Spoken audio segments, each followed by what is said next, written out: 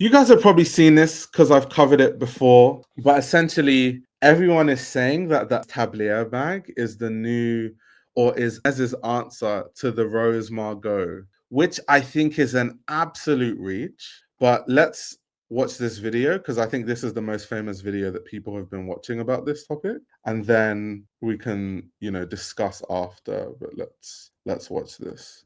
Answer to the Row Margaux and the bag that nobody is talking about, but mark my words, every fashion girl is about to want. Meet the Tablier bag, a rare, lesser known style that is flying completely under the radar. It's inspired by an apron, and in my opinion, it's giving a Laia Teckle meets the Row Margaux with that same lean and long silhouette and side buckle hardware that subtly reshapes the whole profile. So, first of all, I'm going to pause there. It doesn't give the Row Margaux. Like, it doesn't give the Row Go. I understand it's a good story. It's, this is Hermès's response to the Row because, there's that whole narrative, right, where people were always saying that the Row, this is like the new Birkin, the Row Margaux is the new Birkin for fashion insiders. And the Row was seen as like the cool thing to wear because it's like if you have loads of money but you have no style and you're just following trends and what celebrities wear, then you buy a Birkin. But then if you're like more fashion forward and you don't care about everyone knowing what your bag is, then you buy the Margaux. So that's kind of always been the thing. The competition for the Margaux is always going to be the Birkin, and the shape of the Margaux and the Birkin are closer. Obviously, the Birkin is more structured, and the Margaux is more like soft, and it's more like, you can move it in more different ways. It's less structured than a Birkin. That being said, the tablier does not look like a Margaux at all. I understand it for the narrative thing, but it doesn't look like a Margaux. And it comes in classic Hermes shades like gold, noir, and gris misty, with both gold and palladium hardware available. And you can't really see it in many of the photos, but there's actually 4 metal feet at the base of the bag. It's the kind of structured, low volume design that Hermes really only makes once in a while. It's also still one of the very few Hermes bags that's under $5,000. I personally have not been able to stop thinking about it since I first saw it. I particularly love the noir and the palladium hardware, and I also love this particular gold and canvas version. And we've only ever seen this pop up in a few countries. I know this is available in China, in France, but I'm still yet to see it in Australia or the US. Regardless, I am so curious to hear everyone's thoughts. What do we think? This is Okay, so I'll say what I think. I think it's a stretch. I think it's not their response to a Margot bag because they already have. First of all, Hermes doesn't need to make anything in response to the Row because Hermes is a house that has been around forever. They have made every kind of bag, every style of bag, any kind of bag that the Row could make. They probably have something that looks similar to it already in existence. So they don't need to make a new bag as a response to the Row. That's just not a thing. Secondly, this tablier bag is just them, it's kind of like a re-edition of one of their old bags. So the tablier bag is, I believe it's referencing their Dalvey bag from 1996.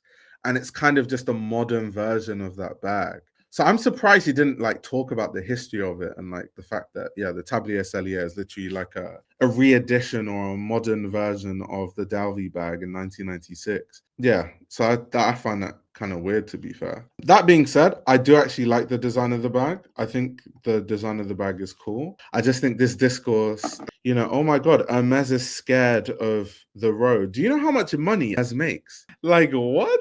People think that this is concerned about what the Row is doing. Like, seriously. Like, this is so much bigger than the Row. It's not even funny. I tried fashion TikTok, but realized it's annoying. Yeah, fashion TikTok is the same place where people just remember the girlies that just found out about white tank tops. That's fashion TikTok. That is literally fashion TikTok. I like the understated elegance of the bag though. I really do like the design of it. I think it's really cool. Being well informed on TikTok, you're asking for too much. I think that so what I've noticed, because as you guys know, I've been posting more on like TikTok and Instagram. So I've been on TikTok and Instagram a lot more. Even when I took a break from streaming, I was like posting short videos. And I've noticed that the kind of content that people make on TikTok is not really about like accuracy, like historical accuracy, or like really explaining things. It's about creating narratives so that you could say, I started this trend. So it's kind of like the person that tried to make white tank tops a thing was trying to do that because everyone wants to kind of create a narrative. So it's like, oh, I'm the white tank top girl. I made everyone wear white tank tops. So this kind of narrative where they're sharing, oh, the Tablier Cellier is like the new Margaux, is kind of their way of like being like, I started the trend of people wearing Tablier Celliers. So it's not even, the content is not even about the merit of like covering fashion in a very educational way. It's just about like creating narratives and then being like, yeah, I started the narrative, give me my credit. Where are my brand deals? That's kind of how the platform works. It's really strange, really, really odd. I saw a talk where they said the Japanese started urban streets. I was done. That's crazy. Especially knowing full well that in Japan, there's so many like American stuff. I mean, geez, Amatora?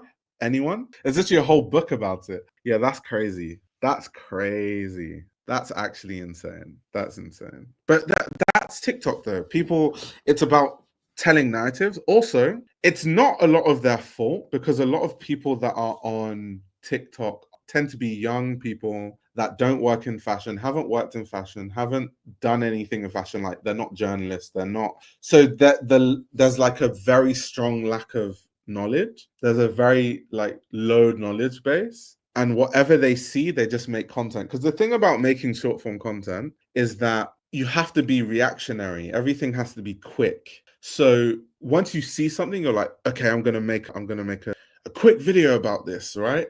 So it doesn't leave. So if you don't have a good understanding or knowledge base of fashion history, you can't really tell what's real from what isn't. You just see some page posting about it and then you hop on the bandwagon and make a video. So that person that made that TikTok probably saw it on some archive page and is like, let me tell you guys how the Japanese started urban street style. And everyone that actually knows anything about urban street style is just looking at this person like, what are you talking about? Dr. G says, stay away, just a bunch of vapid quick facts.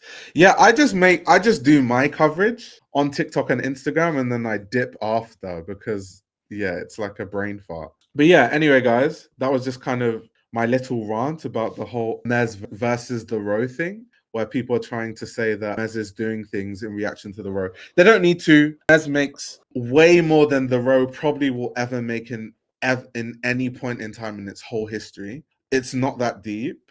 Also, the Tablier Cellier looks nothing like a Margaux. Like the competition for the Margaux is the Birkin. Those are the two bags that we pit against each other. The Tablier Cellier is a totally different market. Yeah. Even when people write all those articles, like if I type the Row Margaux, see, literally first article, how the Row Margaux bag became the ultimate it girl investment. The Row Margaux, a Birkin in the making. Like that is when we talk about the Margaux, we talk about Birkins. We don't talk about Tablier Celliers. Someone in the chat said it's their fault. Damn. Tough crowd, tough crowd, tough crowd. This YouTube channel runs on your support. If you want to support the channel, you can subscribe to my Patreon. You'll gain access to exclusive content that includes everything from my Patreon podcast, where I give a behind-the-scenes insight into the fashion industry, as well as a fashion book club, where I review my favorite fashion books. You can also check out my fashion ebook, which highlights the best fashion journalists to follow, definitions of common fashion terminology, and how to determine what a good source of fashion information is. The links to everything are in the description below.